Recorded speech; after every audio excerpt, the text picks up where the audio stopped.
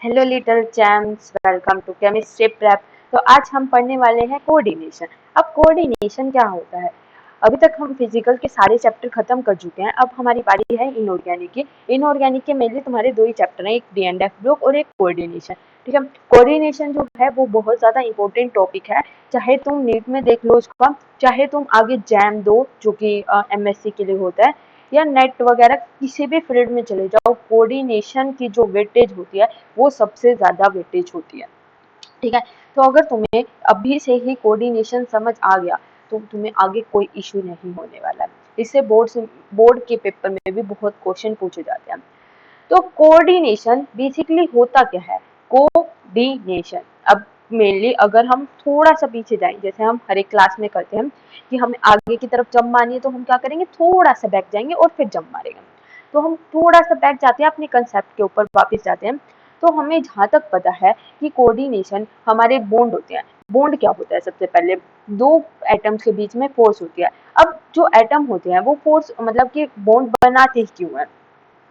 जैसे दो एटम है, दो जने हैं, उनके बीच में कोई फोर्स ऑफ अट्रैक्शन है या फोर्स ऑफ रिपल्शन है।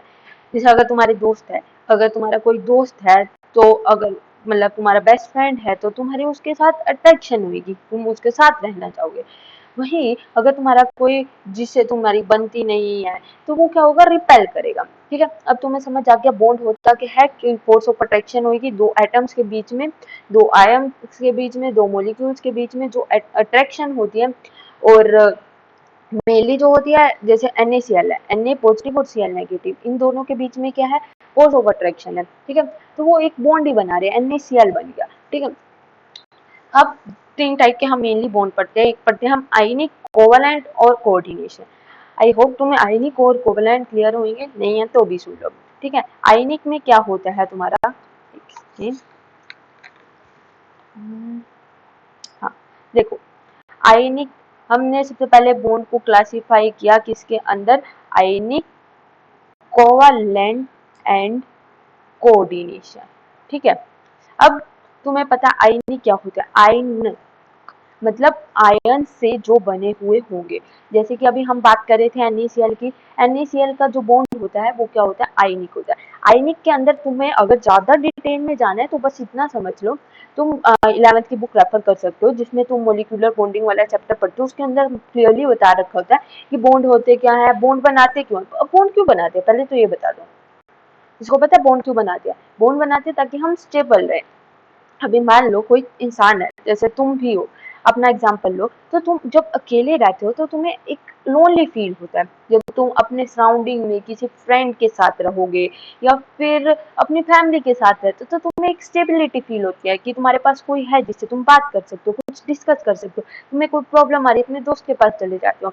तो बॉन्ड बनाना जो होता है वो बहुत ज्यादा जरूरी होता है ताकि स्टेबिलिटी आ जाए इंसान के अंदर। वैसे ही एटम्स के अंदर भी स्टेबिलिटी लाने के लिए हम बॉन्ड की फॉर्मेशन करते हैं।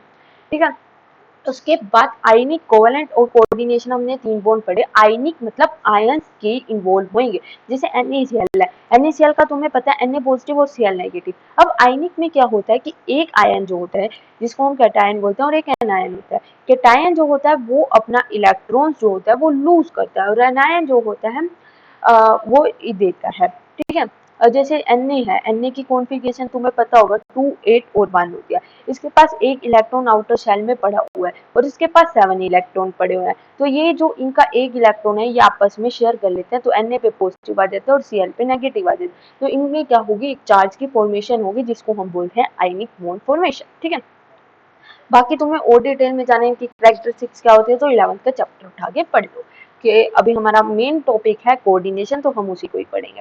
कोवलेंट में क्या होता है कि इक्वली शेयरिंग होगी। जैसे NaCl तो हो गया कि एक तुम्हारा दोस्त है, ठीक है, तुम उसके लिए करे जा रहे हो और सामने वाला नहीं करा, तो वो होते हैं आयनिक बॉन्ड, कि एक ही करे जा रहा है और दूसरा नहीं करा, बस वो लिए जा रहा है। ठीक है, कोवलेंट होता है कि इक्वल शेयरिंग, जैसे तुम्हारा बेस्ट फ्रेंड तुम उसके लिए कुछ करते हो, वो तुम्हारे लिए कुछ करता है, तो इक्वल शेयरिंग हो जाती है। जैसे कि कार्बन के बॉन्ड्स होते हैं वो जनरली क्या होते हैं, कोवलेंट बॉन्ड बनाते हैं, क्योंकि उसके अंदर इक्वली शेयरिंग होती है। 4 बॉन्ड है उसके, 4 ही उसे लेने हैं, तो वो क्या कर लेते हैं, आपस में शेयर कर लेते हैं, ठीक है। एक होता है कोऑर्डिनेशन। कोऑर्डिनेशन क्या होता है, जैसे कि कोई एटम है, उसके पास, इसमें क्या था कि एक इलेक्ट्रॉन दे देते, इसमें क्या है, दोनों के दोनों इलेक्ट्रॉन वो उठा के दूसरे एटम को दे देता है, ठीक है।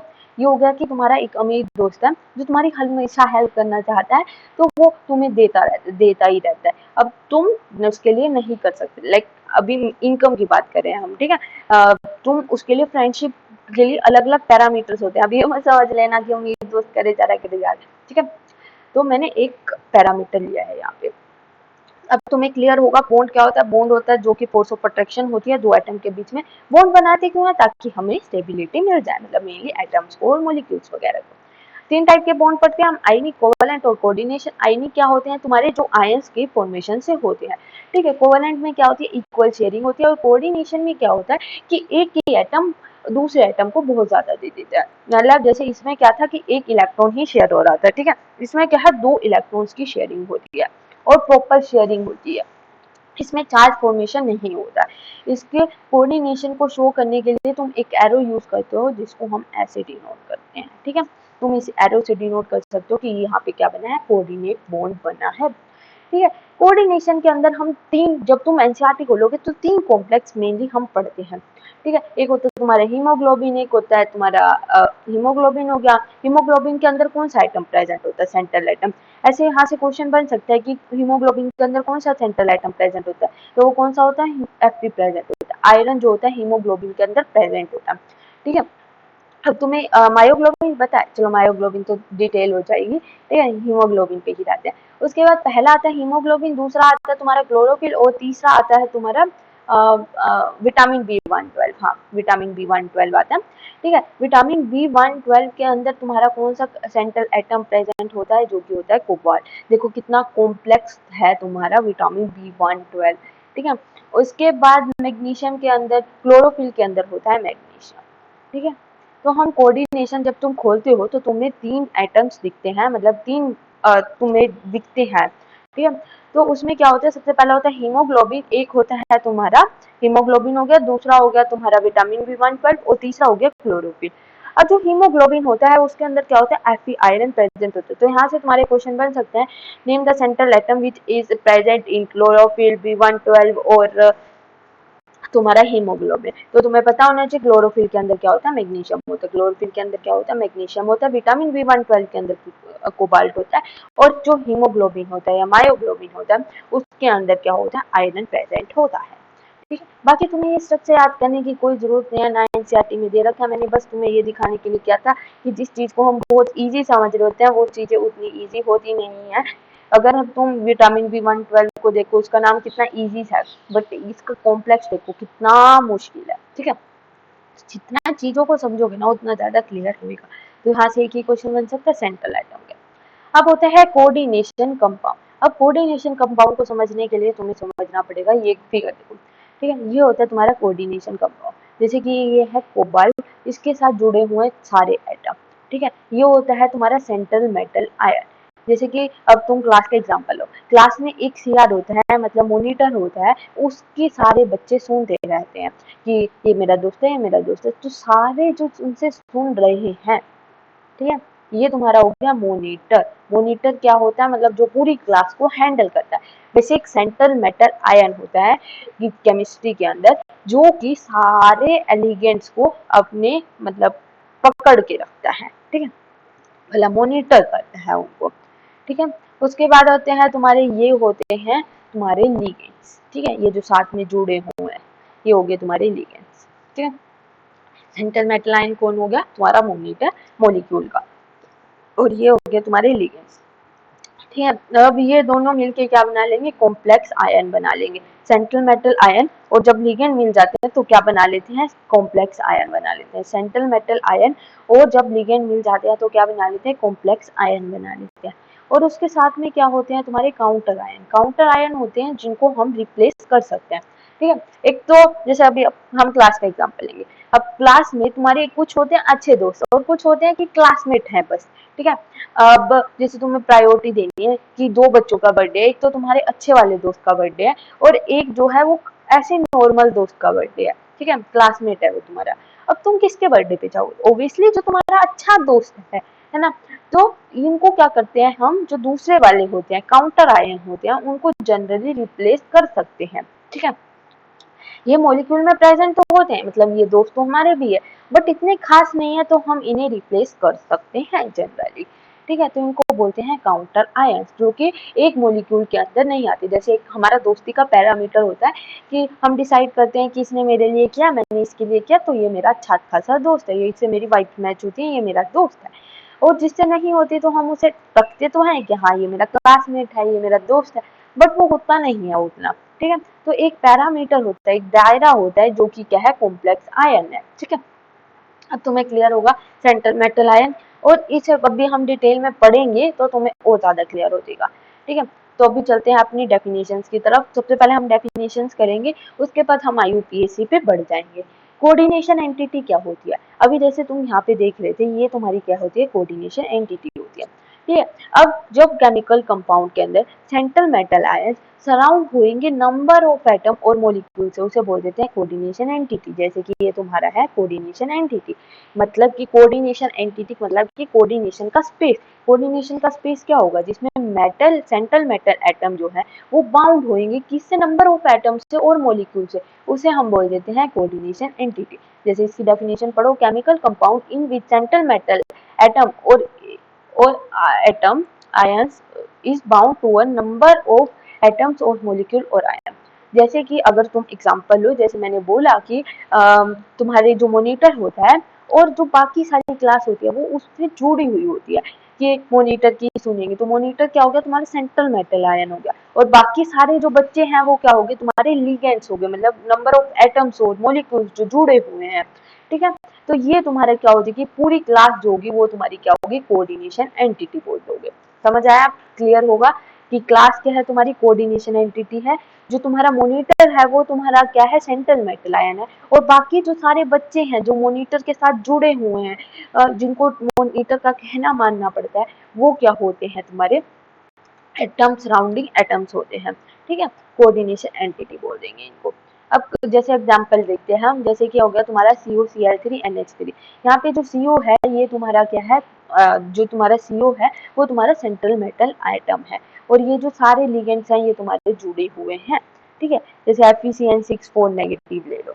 अब सेंट्रल एटम और सेंट्रल आयन क्या होते हैं तुम्हारे, ठीक है। सेंट्रल एटम क्या होता है, atom and ions to which a number, जैसे अभी मैंने बताया, ठीक है, कि जैसे तुम्हारा क्लास मॉनिटर है उससे क्या है, सारे लिगेंड्स जो है, मतलब सारे जो बच्चे हैं वो तुम्हारे जुड़े हुए हैं। तो एटम और ion to which, atom and ion, कोई एक एटम होगा या फिर कोई आयन भी हो सकता है, जिससे to which a set number of atom और मोलिक्यूल और आयंस आर बाउंडेड, जिससे क्या हो, एटम्स बाउंड हो, मोलिक्यूल बाउंड हो और आयंस क्या हो, बाउंड हो, उन्हें क्या बोल देते हैं, central atom and central ions, ठीक है। अगर हम कोऑर्डिनेशन कंपाउंड में देखें तो एटम, सेंट्रल एटम और आयंस जो होते हैं वो टिपिकली क्या बोला जाता है, लुईस एसिड बोला जाता है, and can therefore act as electron pair receptor, ठीक है। कोऑर्डिनेशन कंपाउंड में सेंट्रल एटम और आयंस जो होते हैं उसको हम लुईस एसिड बोलते हैं। लुईस एसिड क्यों बोलते हैं, क्योंकि वो क्या करते हैं, एक्सेप्ट करते हैं इलेक्ट्रॉन पेयर को। जैसे कि ग्लास का मॉनिटर है, वो क्या होता है, सबसे इज्जत एक्सेप्ट कर रहा होता है ना, और टीचर भी उसे बहुत ज्यादा रिस्पेक्ट देते हैं, और बहुत ज्यादा मतलब पैम्पर किया जाता है मॉनिटर को। तो वो क्या करता है, इलेक्ट्रॉन पेयर, जैसे इज्जत बोल सकते हो तुम, इलेक्ट्रॉन्स क्या होते हैं, एक इज्जत होती है एक एटम की, मॉलिक्यूल की, वो गेन कर रहा है कौन, सेंट्रल एटम, जो कि तुम्हारा क्या है, क्लास मॉनिटर है, ठीक है। क्लियर हुआ? कोऑर्डिनेशन एंटिटी समझ आ गया। कोऑर्डिनेशन एंटिटी क्या है, केमिकल कंपाउंड जिसमें सेंट्रल मेटल आयंस जो है वो कनेक्ट है नंबर ऑफ लिगेंड से, मतलब जैसे तुम्हारी क्या होगी, क्लास होगी, उसमें क्या है, सेंट्रल मेटल एटम है जो तुम्हारा मॉनिटर है, वो कनेक्टेड है बाकी सारे लिगेंड से, मतलब बाकी सारे क्लास मेंबर्स से, ठीक है। सेंट्रल एटम क्या होता है, जो कि तुम्हारा क्लास मॉनिटर होता है, जो कि बाउंड होता है बाकी सारे एटम से। जो मॉनिटर होता है वो क्या करता है, इज्जत एक्सेप्ट करता है, और मॉलिक्यूल्स और एटम्स की इज्जत क्या होता है, इलेक्ट्रॉन, तो वो क्या करेगा, इलेक्ट्रॉन पेयर को एक्सेप्ट करेगा, तो उसे क्या बोल देते हैं हम, लुईस एसिड बोल देते हैं। आई होप अब सबको क्लियर होगा, कभी नहीं भूलोगे तुम। बढ़िया, आगे चलते हैं हम लिगेंड की तरफ। लिगेंड क्या होते हैं? लिगेंड होते हैं एटम और मॉलिक्यूल जो कि बाउंड होते हैं तुम्हारे कोऑर्डिनेशन सेंटर से, उसे बोल देते हैं लिगेंड। जैसे कि तुम्हारे बाकी सारे क्लास मेंबर जो कि कनेक्ट है तुम्हारे क्लास मॉनिटर के साथ में, उन्हें बोल देते हो तुम लिगेंड्स, ठीक है। अब जो लिगेंड होते हैं वो अलग अलग टाइप के होते हैं। अब क्लास में बच्चे हैं वो ओब्वियसली अलग अलग टाइप के होंगे, कोई मतलब पॉजिटिव नेचर का होगा, कोई नेगेटिव नेचर का होगा, और कोई किसको कोई पता की नहीं पड़ रहा, वो पढ़ने आया पढ़ के जा रहा है घर में। कुछ होते हैं कि बहुत ज्यादा इंटरेस्टेड होते हैं पॉलिटिक्स में कि इसने मेरे साथ लड़ाई कर दी, और बहुत ज्यादा मतलब मारा मारी करने वाले, और वो सब है, ठीक है। तो तुम्हें क्लियर होगा central metal atom, ligands, coordination entity क्या है तुम्हारी क्लास है, सेंट्रल आइटम क्या है तुम्हारा क्लास मॉनिटर है, और लिगेंड क्या है तुम्हारी क्लास के बाकी सारे बच्चे हैं। अब क्लास मॉनिटर को क्या मिल रही होती है? इज्जत मिल रही होती है। तो वो क्या कर रहा होता है? एटम और मॉलिक्यूल के लिए इज्जत क्या है? तुम्हारे इलेक्ट्रॉन्स है। और जब वो इलेक्ट्रॉन एक्सेप्ट कर रहा है तो उसे क्या बोलते हैं? Lewis acid. क्योंकि तुम अगर नहीं पता लुईस एसिड क्या होता है तो तुम ये समझ लो एसिड्स जो होते हैं उनको अलग अलग साइंटिस्ट ने टर्म्स किया था। लाइक एक अरीनियस आए थे, एक लुईस आए थे, एक ब्रोस्टेड आए थे। तो लुईस के अकॉर्डिंग क्या होता है? जो इलेक्ट्रॉन पेयर एक्सेप्ट करते हैं उनको हम बोलते हैं लुईस एसिड। इसीलिए हमने बोल दिया जो सेंट्रल एटम है वो क्या है तुम्हारा? लुईस एसिड है, ठीक है। अब पढ़ते हैं लिगेंड्स के बारे में, बाकी सारी क्लास के बारे में कि क्लास हमारी कैसी है, कुछ पॉजिटिव है, कुछ नेगेटिव है, कैसे कैसे टाइप के बच्चे हैं। अब हम उस पूरी क्लास को पढ़ने वाले हैं। आई होप तुम्हें ये क्लास में पूरी क्लास का मजा आने वाला है, ठीक है। अब जो लिगेंड होता है कैन बी, अब कुछ होते हैं कि सिंपल बच्चे हैं और कुछ होते हैं कि फैशनेबल हैं। जैसे टीचर बोलती है कि स्कर्ट छोटी नहीं करके आनी, फिर भी वो जानबूझ के कटवा देंगे, है ना। और टीचर बोलेगी कि चोटी करके आनी है तुम्हें, ठीक है, मतलब बाल गूंद के आने हैं। तो क्या करते हैं कुछ बच्चे कि खुले के छोड़ के आ जाएंगे, तो टीचर डांटेगी। नेल्स नहीं बढ़ाने बट नेल्स बढ़ा लेंगे। तो कुछ अब बच्चे जो होते हैं वो सिंपल सोबर होते हैं, टीचर की बात मान लेंगे। पर कुछ होते हैं कि बहुत ज्यादा परेशान करेंगे टीचर को भी, ठीक है। तो अलग अलग टाइप के लिगेंड्स भी होते हैं। जैसे हमारी क्लास में अलग अलग टाइप के बच्चे हैं, पॉजिटिव नेगेटिव, कुछ अच्छे कुछ बुरे, है ना। कुछ फैशनेबल कुछ सिंपल, कुछ की अलग हॉबी होती है, कुछ की अलग हॉबी होती है, कुछ पढ़ने में अच्छे होते हैं, कुछ पढ़ने में अच्छे नहीं होते हैं। हर एक टाइप के बच्चे होते हैं, वैसे हर एक टाइप के लिगेंड्स भी होते हैं। तो हम क्या करते हैं? हर एक लिगेंड्स को क्लासिफाई कर देते हैं। क्लासिफिकेशन पे चलते हैं हम लिगेंड्स की, ठीक है। अगर हम सबसे पहले हम क्लासिफाई करें किसके बेसिस पे? नेचर ऑफ बॉन्ड के बेसिस पे। अब तुम्हें ये चीज बहुत इंपॉर्टेंट है कि तुम्हें पता होना चाहिए कि हम किस बेसिस पे क्लासिफाई कर रहे हैं। अगर मान लो तुम्हें यही नहीं पता कि किस बेसिस पे क्लासिफाई करो तो कैसे क्लासिफाई नहीं कर पाओगे। तो नेचर ऑफ बॉन्ड को अगर हम देखें तो हम एटम को क्लासिफाई कर सकते हैं एनायनिक के बीच में, कैटायनिक के बीच में, एंड न्यूट्रल के बीच में। एनायनिक क्या होते हैं अभी मैंने बताया, जो कि इलेक्ट्रॉन पेयर को एक्सेप्ट कर रहे होते हैं, ठीक है, जो कि होते हैं नेगेटिव चार्ज वाले। नेगेटिव चार्ज वाले क्या होते हैं? एनायनिक। जैसे कि तुम्हारे वो हो जाएंगे सारे हेलोजेंस हो जाएंगे एक्स नेगेटिव, मतलब फ्लोरीन नेगेटिव हो गया, क्लोरीन नेगेटिव हो गया, ब्रोमीन नेगेटिव हो गया, आयोडीन नेगेटिव हो गया, या फिर CN नेगेटिव हो गया। ये सारे क्या होंगे? तुम्हारे एनायनिक लिगेंड होंगे। कैटायनिक क्या होते हैं? जो पॉजिटिव चार्ज वाले होते हैं। न्यूट्रल क्या होते हैं? जो न्यूट्रल होते हैं। न्यूट्रल जिन पे कोई चार्ज नहीं होगा, कि कोई लेना देना नहीं है, मस्त है अपनी जिंदगी में, खुश राज्य है, ठीक है।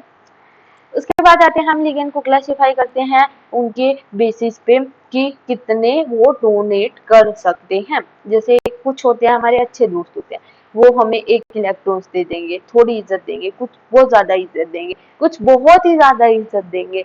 जो अलग अलग टाइप के लोग होते हैं। तो वैसे हम क्लासिफाई कर रहे हैं लिगेंड्स को यूनिडेंटेट बाइडेंटेट के बेसिस पे। यूनिडेंटेट मतलब यूनि मतलब वन, और डेंटेट मतलब वन, ठीक है। तो ligand only have one atom that can bind to coordination centre, ठीक है। जिनके पास सिर्फ एक ही एटम होगा जो कि बाइंड कर सकता है कोऑर्डिनेशन सेंटर से, उसे बोलते हैं तुम्हारा यूनिडेंटेट लिगेंड। जैसे कि Cl- हो गया, वाटर हो गया, अमोनिया हो गया, ये तुम्हारे क्या हो जाएंगे? सारे यूनिडेंटेट लिगेंड हो जाएंगे। तुम्हें क्लियर होगा यूनिडेंटेट लिगेंड क्या होते हैं? जो कि बाइंड होते हैं तुम्हारे सेंट्रल मेटल एटम से, ठीक है। एक ही एटम बाइंड होगा। These ligands which have only one atom which can bind to coordination center, जो कि बाइंड होगा एक ही कोऑर्डिनेशन सेंटर से, ठीक है। उसके बाद आते हैं बाइडेंटेट लिगेंड। लिगेंड जिनके पास कैपेबिलिटी है दो सेपरेट डोनर एटम से बाइंड करने की। बाय मतलब दो, ठीक है। यूनि क्या था? वन था। मतलब लिगेंड के पास एक ही एटम होगा कि वो बाइंड कर सकता है तुम्हारे कोऑर्डिनेशन एंटिटी के साथ में, जैसे अमोनिया हो गया, वाटर हो गया, या बाइडेंटेट होते हैं जिनके पास दो तुम्हारे डोनर एटम होंगे, ठीक है, जिनके पास क्या होंगे, तुम्हारे दो डोनर एटम होंगे, जिनको हम बोलते हैं बाइडेंटेट लिगेंड, जैसे कि तुम्हारा इथेन 1,2 डायमीन हो गया, ठीक है, ये क्या होते हैं, दो डोनर एटम प्रेजेंट होंगे, बाय मतलब दो, दो डोनर एटम प्रेजेंट होगा, क्लियर है। यूनी मतलब यूनिडेंटेट, नाम में ही छुपा हुआ, यूनी मतलब वन और डेंटेट मतलब बाइंड, मतलब एक सेंटर, एक एटम जो है वो बाइंड होगा तुम्हारे एक लिगेंड से, ठीक है, सॉरी, एक एटम जो है लिगेंड का वो बाइंड होगा तुम्हारे एक सेंट्रल एटम के साथ में। बाइडेंटेट क्या होते हैं, ये एबिलिटी है कि सेंट्रल एटम से दो सेपरेट डोनर एटम बाइंड हो जाएं, ठीक है। पॉलीडेंटेट क्या होते हैं, मैनी, पोली मतलब मैनी, मैनी डोनर एटम जो होते हैं वो कोऑर्डिनेशन सेंटर से बाइंड हो सकते हैं, उन्हें बोलते हैं हम पॉलीडेंटेट लिगेंड। जैसे कि तुम एग्जांपल ले लो इथाइलिन डायमीन टेट्राएसिटेट, अभी हम दिखाते हैं तुम्हें, ये देखो कॉमन लिगेंड मोनोडेंटेट लिगेंड में जैसे हमने बात करी, तुम्हारी कैटाइनिक हो सकता है, एनाइनिक हो सकता है, न्यूट्रल हो सकता है, ये तुम्हारे F minus, Cl minus, Br minus, O2 minus, H2 minus, OH minus, Cn negative, ये तुम्हारे क्या हो गए, एनाइनिक लिगेंड्स हो गए, ठीक है। उसके बाद अमोनिया हो गया, वाटर हो गया, सी हो गया, ये क्या हो गए तुम्हारे न्यूट्रल लिगेंड्स हो गए, ठीक है। बाइडेंटेट क्या होते हैं, जो कि दो सेंट्रल एटम से बाइंड कर सकते हैं, जैसे तुम्हारा मेन एग्जांपल होता है इथाइलिन डायमीन, यहाँ पे देखो मैं लिख देती हूँ तुम्हें, वहाँ पे क्लियर नहीं दिख रहा होगा, CH2 NH2 और NH2, ठीक है। इसको हम क्या बोलते हैं, EN भी बोलते हैं। EN क्या होता है तुम्हारा, इथाइलिन डाइअमीन, मतलब इथाइलिन दो इथीन जुड़े हुए हैं, इथाइलिन है, ठीक है, और डाइअमीन मतलब दो अमीन जुड़े हुए हैं, ठीक है। अभी नाइट्रोजन के पास क्या होते हैं, तीन बॉन्ड बना लिए इसने, और एक होता है लोन पेयर, लोन पेयर जो होगा वो बाइंड कर जाएगा और सेंट्रल एटम से दो डोनर एटम बाइंड करे। उसके बाद आते हैं पॉलीडेंटेट लिगेंड, जिसमें क्या है, देखो अगर तुम यहाँ से ध्यान से देखो तो ये होता है तुम्हारा इथाइलिन डाइअमीन टेट्रा एसीटेट, मतलब कि पहले तो जैसे ये इथाइलिन डाइअमीन था, इसके साथ में हम क्या करेंगे, चार टेट्रा एसीटेट जोड़ देंगे, मतलब कि ये दो H हटा के हम क्या कर देंगे, टेट्रा एसीटेट जोड़ देंगे, ठीक है। CH2COO negative, CH2COO, CH2COO, CH2COO, ये तुम्हारे क्या हो गए, तुम्हारे टेट्रा एसीटेट हो गए, मतलब चार एसीटेट हमने ग्रुप जोड़ दिए। अब जो ऑक्सीजन है, कितनी ऑक्सीजन होगी, 1 2 3 4 5 6 7 8, तो ये 8 ऑक्सीजन होगी, और नहीं जो कंफ्यूज करे मुझे भी, ठीक है। देखो एक दो तो नाइट्रोजन होगी और दो ऑक्सीजन होगी, क्योंकि ये तो ऑलरेडी हुआ है ना, डबल बॉन्ड में है, तो ये वाली तो माइन नहीं कर सकती, तो एक दो तीन चार, चार तो ऑक्सीजन होगी और दो नाइट्रोजन होगी, तो ये क्या होता है, 6 बॉन्ड बना लेता है, इथाइलिन डाइअमीन टेट्राएसिटेट 6 बॉन्ड दे सकता है, ठीक है। उसके बाद आता है तुम्हारे चिलेट लिगेंड। चिलेट लिगेंड क्या होते हैं, जब पॉलीडेंटेट लिगेंड जो है वो बाइंड कराओ सेम सेंट्रल एटम से थ्रू मैनी डोनर साइड, बहुत सारे डोनर साइड से वो सेम एटम बाइंड कराओ, देखो भी एग्जांपल दिखाते हैं, उससे तुम्हें समझ आएगा, ठीक है। चिलेटिंग लिगेंड जैसे इथाइलिन डायमीन था, ठीक है, ये जो है सेंट्रल एटम से बाइंड हो रहा था, तुम्हारी डेफिनेशन देखो दोबारा से, इसने बोला पॉलीडेंटेट लिगेंड, पॉलीडेंटेट जो कि इनकी डोनर साइड जो है वो एक से ज्यादा होनी चाहिए, ठीक है, वो अटैच करेंगे किससे, सेम सेंट्रल एटम से थ्रू टू और मोर डोनर एटम, दो और मोर डोनर एटम से वो बाइंड होने चाहिए, ठीक है। जैसे कि अब तुम्हारा इथाइलिन डायमीन था, इसमें क्या है, दो डोनर एटम है, एक दो NH2 है तो दो डोनर एटम है, दोनों जो है वो लोन पेयर दे रहे हैं, तो वो क्या आ गया, M आ गया, तो इथाइलिन डायमीन हो गया, ठीक है। जैसे तुम्हारा हाँ यहाँ पे देखो ऑक्सालेट हो गया, ऑक्सालेट और इथाइलिन डायमीन, ये जो है ये तुम्हारे दोनों एग्जांपल हैं जो तुम्हें याद होनी चाहिए, क्योंकि यहाँ से क्वेश्चन आ सकता है, ठीक है, जो तुम्हें पता होना चाहिए। जैसे ऑक्सालेट लो तो CO, यहाँ पे भी दो डोनर एटम है जो कि बाइंड करे सेम सेंट्रल एटम से, तो चिलेट लिगेंड क्या हो गया, चिलेट करे आपस में, मतलब कि जो पॉलीडेंटेट लिगेंड जो है वो बाइंड करे हैं सेम सेंट्रल एटम से थ्रू टू और मोर डोनर एटम, दो और मोर डोनर एटम से कर सकते हैं।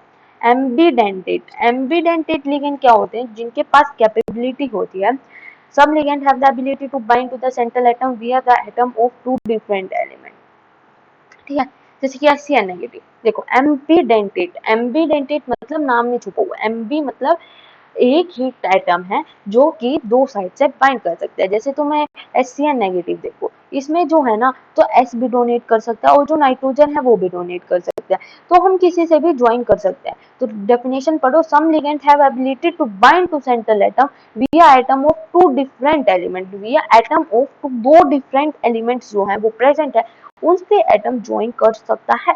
ठीक है, दोबारा से रिवाइज करते हैं एक बार, सारा तुम्हें क्लियर हो जाएगा। सबसे पहले क्या था, कोऑर्डिनेशन एंटिटी क्या थी, कोऑर्डिनेशन एंटिटी थी तुम्हारी पूरी क्लास, ठीक है। सेंट्रल आइटम क्या था, तुम्हारा मॉनिटर था, ठीक है। और जो लिगेंड्स थे वो तुम्हारे क्या थे, बाकी सारे जने थे जो कि तुम्हारे क्लासमेट्स होते हैं, ठीक है। अब जो लिगेंड्स होते हैं क्लासमेट्स होते हैं वो अलग अलग टाइप के होते हैं, कुछ पॉजिटिव होते हैं, कुछ नेगेटिव होते हैं, कुछ न्यूट्रल होते हैं। तो हमने वही पहले सबसे पहले क्लासीफाई किया एनायनिक, कैटायनिक और न्यूट्रल वाले। एनायनिक होते हैं तुम्हारे नेगेटिव चार्ज, कैटायनिक होते हैं पॉजिटिव चार्ज, न्यूट्रल होते हैं जो न्यूट्रल रहते हैं, ठीक है। उसके बाद हमने पढ़ा कि डोनेट करने के बेसिस पे कितना डोनेट कर सकते हैं। सबसे पहला आया हमने यूनिडेंटेट लिगेंड, यूनि मतलब वन, डेंटेट मतलब बाइंड, मतलब कि एक जो एटम है वो एक जो एटम है लिगेंड का वो बाइंड कर सकता है तुम्हारे एक सेंट्रल एटम के साथ, उसे बोलते हैं यूनिडेंटेट लिगेंड। बाइडेंटेट क्या होता है, जब एक सेंट्रल एटम एक लिगेंड मतलब जो एक लिगेंड है वो बाइंड कर सकता है दो डोनर एटम के साथ में, ठीक है। पॉलीडेंटेट क्या होता है, मैनी, जब बहुत सारे डोनर एटम तुम्हारे प्रेजेंट होते हैं कोऑर्डिनेशन सेटअप में वो डोनेट कर सकते हैं। चिलेट लिगेंड क्या होते हैं, जब पॉलीडेंटेट लिगेंड बाइंड कर जाता है थ्रू सेम सेंट्रल एटम से थ्रू टू और मोर डोनर एटम, ठीक है। जब एक पॉलीडेंटेट लिगेंड जो है वो अटैच हो जाता है किससे, सेम सेंट्रल एटम से। एम्बीडेंटेट क्या होते हैं, जैसे कि दो डिफरेंट एलिमेंट्स तुम्हारे प्रेजेंट होते हैं, जिस रिलेट में तुम देख रहे थे थाइलिन डायमीन को, तो दो डोनर साइड थी तुम्हारी, एक तो एक NH2 की थी, एक दूसरी NH2 की, दोनों जो थी वो एक सेंट्रल एटम से कनेक्टेड थी, तो उनको बोल देते हैं हम चिलेट लिगेंड। और एम्फीडेंटेट लिगेंड क्या होते हैं, एम्बीडेंटेट लिगेंड जिनके पास डिफरेंट एलिमेंट्स होते हैं, जैसे कि तुम्हारा HCN नेगेटिव है, उसमें एक सल्फर हो गया और नाइट्रोजन हो गया, दोनों जो हो सकते हैं वो डोनेट कर सकते हैं। तुमने कुछ एग्जांपल्स भी देख लिए, ठीक है। आज के लिए इतना ही बहुत है, कल हम तुम्हारा आगे कोऑर्डिनेशन एंटिटी वगैरह पढ़ लेंगे और फिर नेक्स्ट क्लास में हम UPSC पढ़ते हैं। तो आई होप तुम्हें अब तक क्लियर होगा बॉन्ड क्या होते हैं, स्टेबिलिटी क्या होती है, कैसे कैसे बॉन्ड बनते हैं और सेंट्रल एटम क्या होते हैं, थोड़े थोड़े मजा आने लगता होगा। आ रहा है ना, नहीं आ रहा तो बताना, ठीक है।